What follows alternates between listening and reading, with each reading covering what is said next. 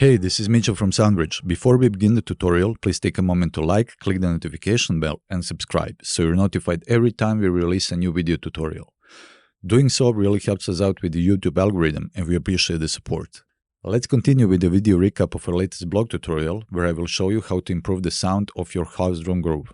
House music is a diverse genre of electronic music that includes a variety of subgenres. The majority of them are based on a 4-to-the-floor drum groove, and everything in between, drum sound, swing and layering, is what distinguishes them. In the following tutorial, I'll show you how to enhance the sound of a classic house drum groove by adding shadow layers that can improve the overall sound of your groove.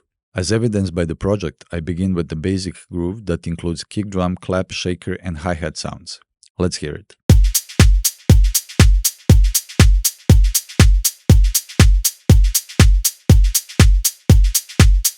I use layering as well as placing new sounds in specific places to enhance the overall drum groove. Finally, the drum groove sounds more interesting and compact now.